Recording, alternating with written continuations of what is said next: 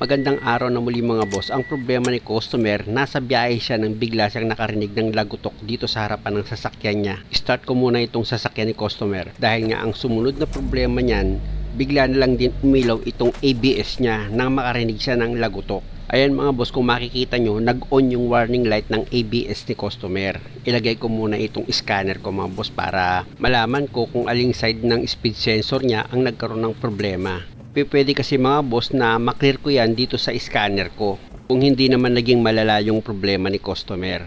Kaya i-diagnose ko muna yan gamit itong scanner ko. Sa pag-diagnose naman ito mga boss, madali lang. Dapat kung Asian ito, pindutin mo yung Asian. Tapos kung anong company siya, maglo-loading ngayon yan. Tapos pindutin mo yung automatic selection. Lalabas dyan kung saan naman siya gawa. Pindutin mo yun, tsaka mo ngayon hanapin yung klase ng sasakyan at yung klase ng makina at model. Tsaka mo ngayon i-okay para lumabas yung quick test. Nang sa ganon, malaman mo kung saan nanggaling yung problema. Pipindutin ko ngayon dyan yung report. At dahil nga sa itong ABS ang lumabas sa problema, ilagay ko yan sa ABS tapos pindutin ko itong quick erase. Pwede kasi mag-off yung warning light niyan dito sa ABS kung wala naman itong malalang problema. Pero kung meron, wala tayong magagawa kundi palitan itong speed sensor ng ABS. Nakita nyo lumabas, clear, has been completed. Bunutin ko na itong wire ng scanner ko. After ko ma-switch off yung ignition, start ko na siya ngayon. At ito na nga mga boss, kung makikita nyo, yung ilaw ng ABS, naka-on pa rin siya. Kaya may problema ito sa speed sensor dito sa kanang gulong sa passenger side. Balikan ko yan, i-road test ko muna itong sasakyan ni customer at pakinggan natin yung sinasabi niyang lagutok dito sa driver side. May lumalagutok daw. Meron nga. Kung naluluba, atas ulit.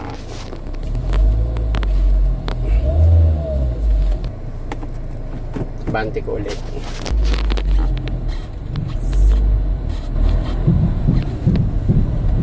Lakas ah. Left side. Narinig yung mga boss yung lumalagutok dito sa sasakyan ni customer. Nasa left side siya, nararamdaman ko. Pwesto ko na itong sasakyan mga boss, dinidiin din ko itong fender niya. Hindi gumagalaw itong sasakyan ni customer eh. Hindi naglalaro yung shock absorber. Pati itong shock mounting niya mga boss, silipin natin ha. Tingnan nyo, nakaano na siya, nakanganga na. May clearance na siya. Pero bago yon, i-check ko muna itong shock absorber. Kung makikita nyo itong shock absorber niya mga boss, sumabog na pala siya. Yung fluid niya ba, lumabas na. Kaya pala pag dinidiin ko yung fender niya, matigas. Hindi na naglalaro itong shock absorber dahil nga sa sumabog na yung fluid niyan. Lumabas na siya, ibig kong sabihin.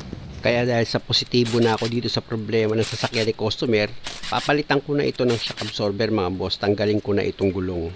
Tapos gagamit ako dyan ng socket wrench at box wrench sa number 19 para maluwagan ko itong bolt and nut dito sa shock absorber para maihiwalay ko itong steering knuckle niya. Dalawa lang naman yung bolt and nut na tatanggalin ko dyan. Pag natanggal mo na yung dalawang nut niyan, dito naman sa stabilizer link, yung nut niya na number 17, tinanggal ko na rin.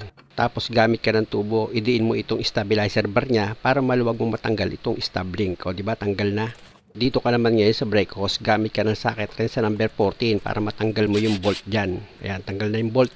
Hindi mo na ngayon ihiwalay yung brake hose pati yung speed sensor dito sa shock absorber. Tapos gamit ka ng ball hammer, itulak mo yung dalawang bolt palabas. Tapos medyo iangat mo itong steering knuckle, tsaka mo ngayon siya uga-ugain para hindi ka mahirapan pag hinugot mo itong dalawang bolt dito sa shock absorber.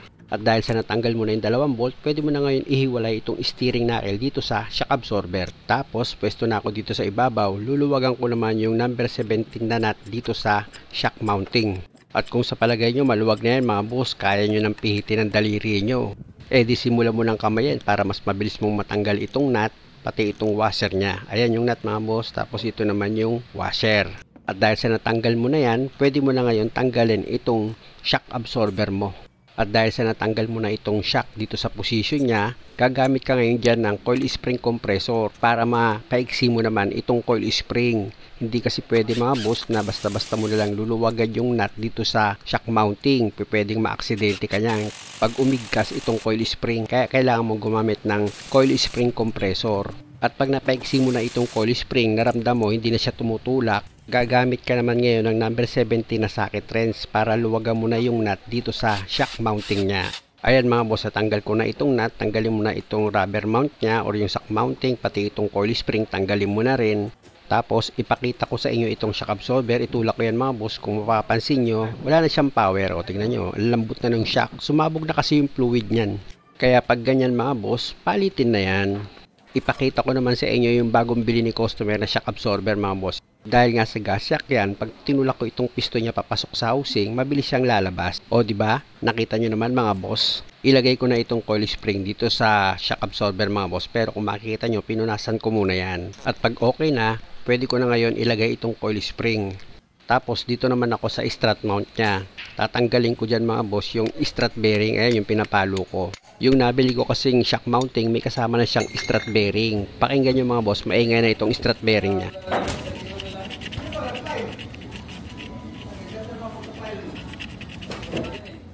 Ayan din minsan yung naririnig ni customer pag lumiliko siya para may magaspang. At kung makikita nyo itong shock mounting mga boss, pudpud na yung thread niya, means manipis na yan. Kaya pag nalubak kayo, nagkakaroon siya ng lagutok. At ito na mga boss yung bagong shock mounting at yung strut bearing niya. Pero unahin kong ipakita itong shock mounting niya mga boss, na kung makikita nyo, ayan diba, makapal dapat talaga siya. Tapos ito naman yung strut bearing niya mga boss, kung makikita nyo pag pinihit ko yan, hindi pa siya ganun ka freewheeling. Syempre bago yan at wala siyang ingay. Ang position niyan mga boss dito sa gitna ng shock mounting, idiin mo lang siya pag inilagay mo. Ayan, katulad ng ginagawa ko. Syempre naman mga boss, siguraduhin mong maayos yung pagkakalapat niyan.